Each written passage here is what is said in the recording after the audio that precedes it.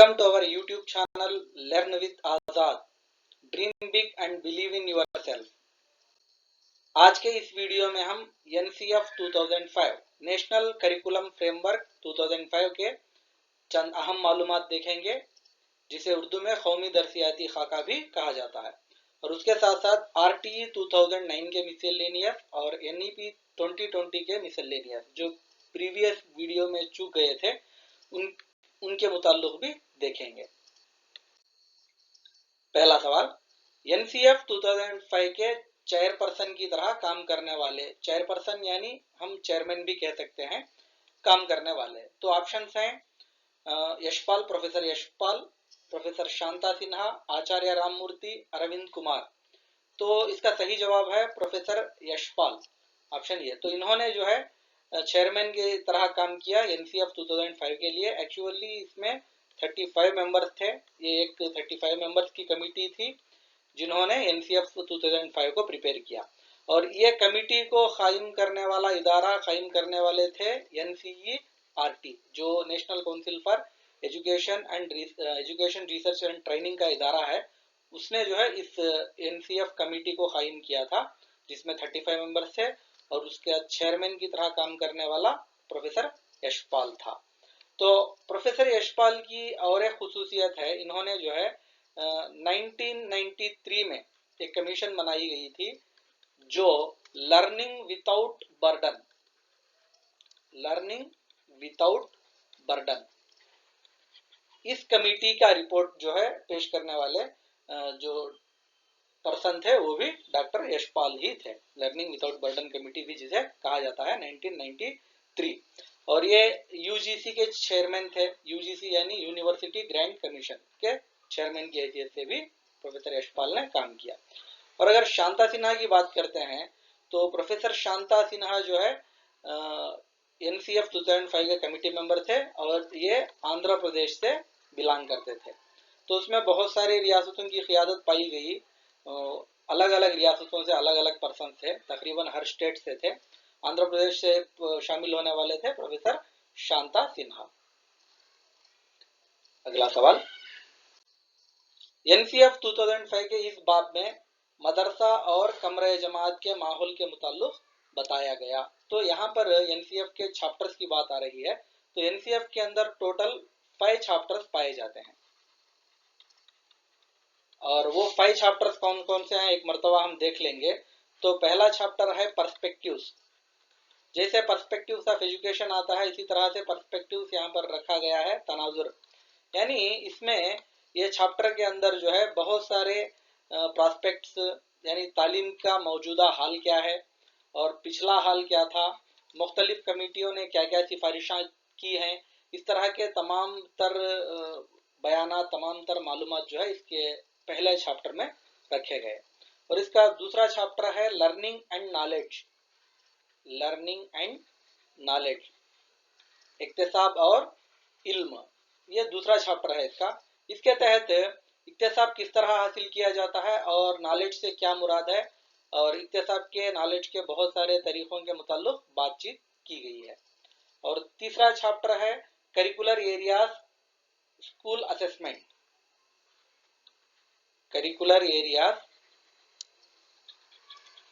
School and assessment, ये तीसरा chapter है। यानी निसाब के इलाके, निसाब क्या होता है, निसाब की किस तरह की तदवीन नौयत होना चाहिए और स्कूल्स क्या क्या हैं, इसके मुताल्लिक तीसरे चैप्टर में बताया गया है। और उसी तरह से असेसमेंट यानी जांच के मुताल्लिक भी तीसरे चैप्टर में भी है, किस तरह के रिफॉर्म्स जांच के अंदर आना चाहिए। और चौथा चैप्टर है school and classroom environment, school and classroom environment, मदरसा और स्कूल का माहौल किस तरह होना चाहिए और क्या क्या बेसिक नीड्स वगैरह फराहम की जानी चाहिए, ये डिटेल जो है चैप्टर 4 में डिस्कस किया गया है। जबकि चैप्टर 5 जो है ये कंस्ट्रक्शन, हम कहेंगे उसको सिस्टमिक रिफॉर्म्स, यानी धीरे धीरे किस तरह की तब्दीलियां जो है लाना चाहिए तालीमी निज़ाम में, इस तरह की चैप्टर है चैप्टर 5। तो यहाँ पर पूरे 5 चैप्टर हुए NCF 5 में। पहला चैप्टर पर्सपेक्टिव्स, तनाजुर, दूसरा लर्निंग एंड नॉलेज, तीसरा curricular areas of schools and assessment, जांच और करिकुलर एरियाज जिसे हम निसाबी इलाके कहते हैं उसके मुताल्लिक है। School and classroom environment, class मदरसा और कमरे जमात का माहौल किस तरह होना चाहिए। सिस्टमिक रिफॉर्म्स यानी दर्जा ब दर्जा किस तरह के तब्दीलात तालीमी निज़ाम में लाई जानी चाहिए, इसका जिक्र चैप्टर 5 में है। तो यहाँ पर अगर हम सवाल पर गौर करते हैं तो एनसीएफ के इस बाब में मदरसा और कमरे जमात का माहौल, मदरसा और कमरे जमात का माहौल जो है स्कूल एंड क्लासरूम एनवायरनमेंट, वो चैप्टर 4 है। तो इसलिए सही जवाब हुआ ऑप्शन डी। अगला सवाल, एनसीएफ के मुताबिक इक्तिसाब ऐसा अमल है।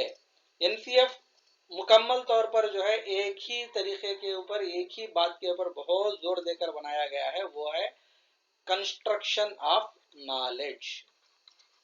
कंस्ट्रक्शन ऑफ नॉलेज ये साइकोलॉजी का एक तालीमी तरीका भी है जिसे कंस्ट्रक्टिविज्म कहा जाता है। इस बेस पर भी इसको हम कह सकते हैं। बहरहाल मुकम्मल एनसीएफ का बुनियादी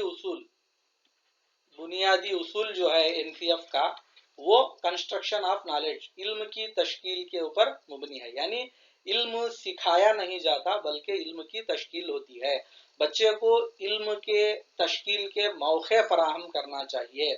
इस तरह एनसीएफ जो है इस बुनियादी बात के ऊपर मुबनी है। अगला सवाल, एनसीएफ के इब्तिदाई कलिमात, यानी एनसीएफ जिस शुरुआत हुई, एनसीएफ का जो पेपर पेश किया गया उसमें पहले अल्फाज ये थे, जब मैं छोटा बच्चा था मुझे आज़ादी से हर काम करने की इजाजत होती थी। ये अल्फाज इस किताब से लिए गए हैं। इस तरह एक मुकम्मल पैराग्राफ है वहां पर, जैसे दस्तूर के प्रियम्बुल में we the people of India जिस तरह शुरुआत है, इसी तरह इसमें जब मैं छोटा बच्चा था मुझे आज़ादी से हर काम करने की इजाज़त थी, इस तरह के कलिमात से जो है एनसीएफ का पेपर स्टार्ट होता है। तो ये कौन सी किताब से लिया गया है, ये सवाल है। Civilisation and progress, the home and the world, Gitanjali, Kabuliwala, ये चारों के चारों जो है रविंद्रनाथ टैगोर के बुक्स हैं। रविंद्रनाथ टैगोर के बुक्स हैं। तो उसमें से जो पहला ऑप्शन है सिविलाइजेशन एंड प्रोग्रेस, इस किताब से लिया गया है ये जो पहले कलिमात हैं एनसीएफ के वो। अगला सवाल, एनसीएफ के रहनुमायाना उसूलों में से ये नहीं है। तो ये अहम सवाल है। एनसीएफ के 5 रहनुमायाना उसूल हैं, 5 डायरेक्टिव प्रिंसिपल, बेसिक उसूल भी कहेंगे हम उसको। 5 बुनियादी उसूल हैं एनसीएफ के। तो उसमें एक एक देखेंगे हम।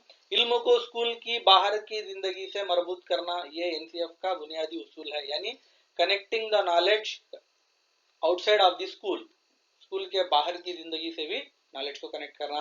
तालीम को रटने रटाने के अमल से अलग करना, ये भी बुनियादी उसूल है। यानी रोट लर्निंग को फरोग नहीं देना, रोट लर्निंग से दूर रखना तालीम को।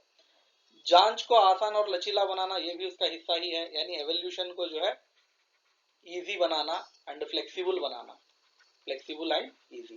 तालीम में समाज की शमूलियत, ये उसका रहनुमायाना उसूल नहीं है। तो ये 3 हुए, और बकिया 2 अगर हम देखते हैं तो उसमें एक होता है तालीम को किताब तक महदूद ना रखते हुए किताब की बाहर की जिंदगी के साथ भी तालीम को जोड़ना। यानी किताब में जो है वही तालीम नहीं है और किताब के बाहर भी बहुत सारी तालीम है, वो उसका चौथा उसूल है।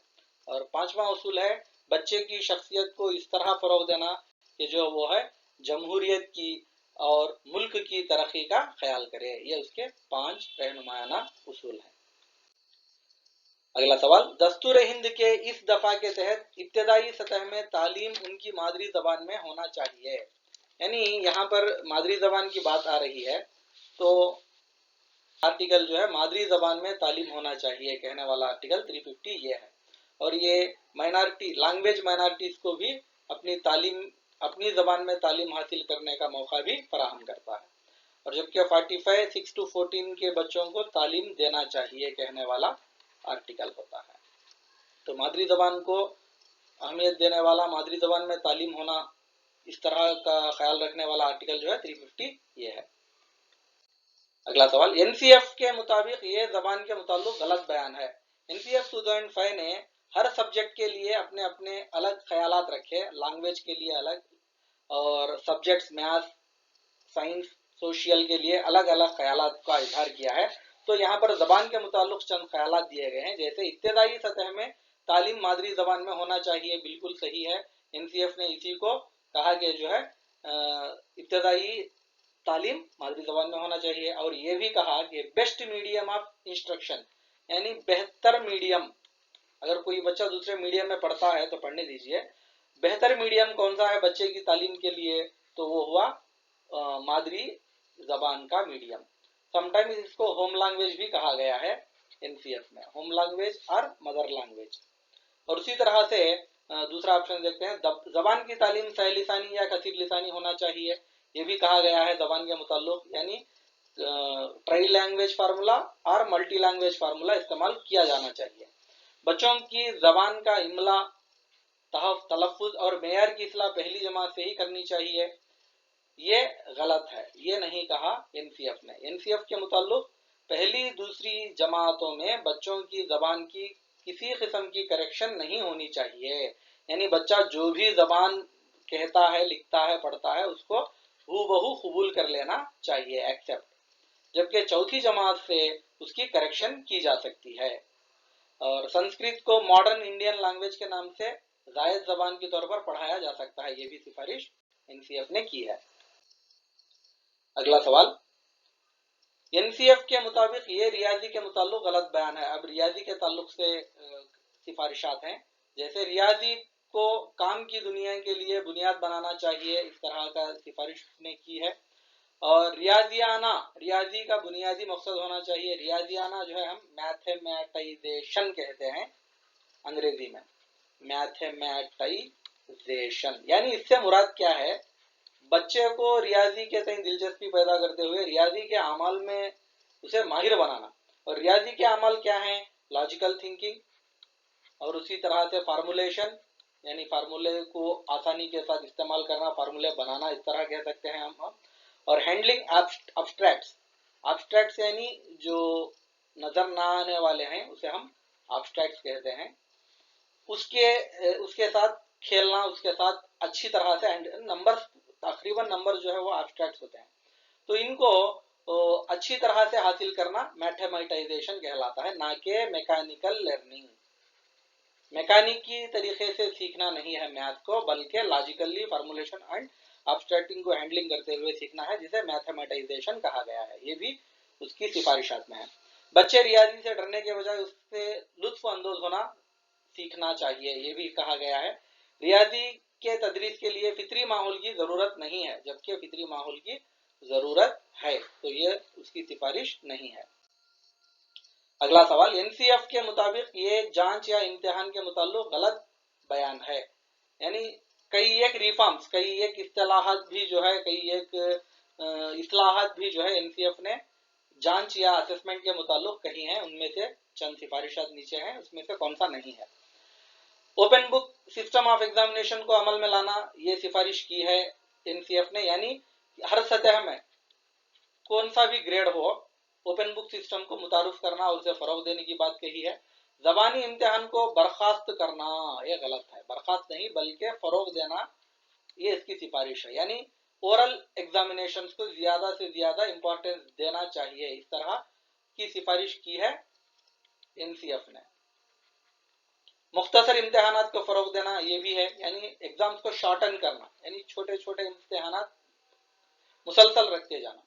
और ईसीसी एक और दो जमातों के बच्चों को जुबानी इम्तिहान लिया जाना चाहिए, ये भी गलत है, यानी एक्चुअली किसी किस्म के इम्तिहान नहीं है ईसीसी एक और दो जमातों के लिए, सिर्फ जिस्मानी इम्तिहानात लेना चाहिए, इस तरह उसकी सिफारिश है।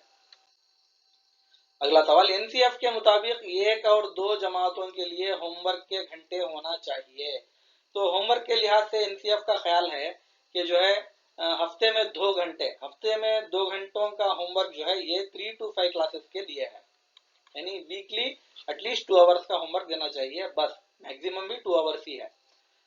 और हफ्ते में 4 से 6 घंटे, वीकली 4 और 6 आवर्स जो है ये 6 to 8 क्लासेस के लिए है, 5 के बाद से। और 10-12 घंटे जो है ये 9-12 क्लासेस के लिए है, जबकि 1-2 क्लासेस के लिए नो होमवर्क। तो सही जवाब है ऑप्शन डी। अगला सवाल, एनसीएफ के मुताबिक सीसीई का अहम मकसद है। सीसीई किस लिए रखा गया है एनसीएफ में, इस तरह का सवाल है। सीसीई का मतलब कंटिन्यूअस कॉम्प्रहेंसिव एवेल्यूएशन, इसको मुतारुफ करने का काम भी एनसीएफ ने ही किया है। इसके मुताबिक देखेंगे, असातिज़ा के मेयार को बढ़ाना नहीं है। जांच और इम्तिहानात के तरीकों में मेयार को बढ़ाना हो सकता है। बच्चों की बेचैनी को दूर करते हुए गैर सेहतमंदाना मुकाबिला या मुसाबिकत को खत्म करना, तालीमी निज़ाम की कारकर्दगी को बेहतर बनाना। तो सही जवाब है ऑप्शन सी, बच्चों की बेचैनी दूर करना। यानी एग्जाम अगर लेट रखे जाते हैं, कभी मंथली वंस और ईयरली वंस अगर रखे जाते हैं, तो उस वक्त वो टेंस हो जाते हैं, एंग्जाइटी फील होते हैं। इनको दूर करने के लिए अगर हर दिन एग्जाम है तो बच्चों को इस तरह की बेचैनी नहीं होगी, और कंपटीशन होना चाहिए, लेकिन हेल्थी कंपटीशन होना चाहिए। ठीक है, ये इसका अहम मकसद है। अगला सवाल, एनसीएफ ने जांच के मुताल्लिक ये सिफारिश नहीं की, असेसमेंट के मुताल्लिक ये सिफारिश नहीं की। ओपन बुक्स की सिफारिश की है, तहरीरी इम्तिहानात को अहमियत देना नहीं की है, बल्कि ओरल एग्जाम्स को ज्यादा अहमियत देने की बात दी गई है। इम्तिहानात के लिए महदूद वक्त देना, इम्तिहानात के लिए महदूद वक्त भी नहीं है, बल्कि इम्तिहानात के लिए फ्लेक्सिबल टाइम दिया गया है। फ्लेक्सिबल टाइम एंड लिमिट, जितना चाहे बच्चा टाइम ले सकता है। इल्म और बाज़ाफीनी के सवालात के और इक्तिसाबी सवालात के अलावा भी जांच में सवालात शुमार करना चाहिए, ये भी सिफारिश की है। तो ये दोनों सिफारिशात नहीं की हैं एनसीएफ ने। तो यहाँ पर जो इक्तिसाबी मतलब जो सवालात एग्जाम में किए जाते हैं वो ओनली टेक्स्ट बुक क्वेश्चंस नहीं होना चाहिए, ओनली टेक्स्ट बुक क्वेश्चंस नहीं, and recall and recognition questions also नहीं होनी चाहिए। इसके साथ साथ अंडरस्टैंडिंग, एप्लीकेशन एंड जो मजीद सिंथेसिस एंड और जो डेल के खुसूसियात हैं तालीम के, वो तमाम चीज़ों को अप्लाई करना चाहिए जांच में।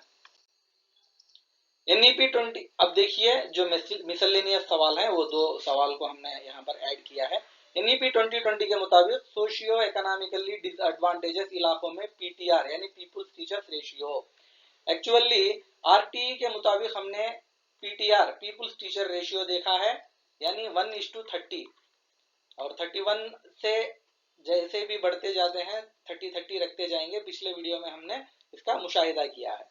और एनईपी 2020 भी सेम यही सिफारिश की है, 30:1 या 1:30, 30 बच्चों के लिए एक टीचर।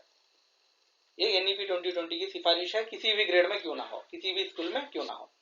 जबकि ये एक मखसूस पॉइंट है, सोशियो इकोनॉमिकली डिसएडवांटेज ग्रुप, यानी ऐसे इलाके जिसे हम पिछड़े इलाके कहेंगे, जहाँ पिछड़े इलाकों के तबकात के बच्चे पढ़ते हैं, ट्राइबल एरियाज कहेंगे, ऐसे एरियाज में टीचर्स पीपुल टीचर्स रेशियो है। तो इसका सही जवाब है 25:1, ऑप्शन डी। आरटी 2009 के मुताबिक प्राइवेट स्कूल्स में पहली जमात में इतने बच्चों का दाखिला मुफ्त करना चाहिए, ये आरटी के मुताल्लिक है। इसके पहले हमने ये सवाल देखा था, इसमें मजीद थोड़ी तफसीलात के लिए सवाल रखा गया है।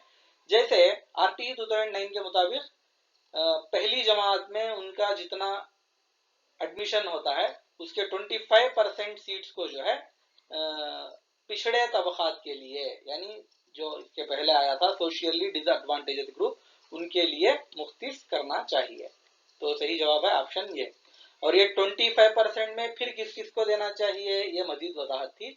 एससी के लिए 10%, एसटी के लिए 4%, बीसी के लिए 6%, और बकिया 5% जो है ये HIV पॉजिटिव बच्चों के लिए, स्ट्रीट चिल्ड्रंस के लिए, यानी गलियों में रहने वाले जिनके कोई माँ बाप नहीं रहते, यतीम व यसीर, ऐसे बच्चों के लिए ये 5% रिजर्व किया गया है। इस तरह 25% का कोटा जो है वो प्राइवेट स्कूल्स में होता है। इनको फी रीइंबर्समेंट के जरिए गवर्नमेंट अपनी जानिब से बच्चों को फी स्कूल को पे करती है, जबकि बच्चों के लिए ये फ्री एजुकेशन।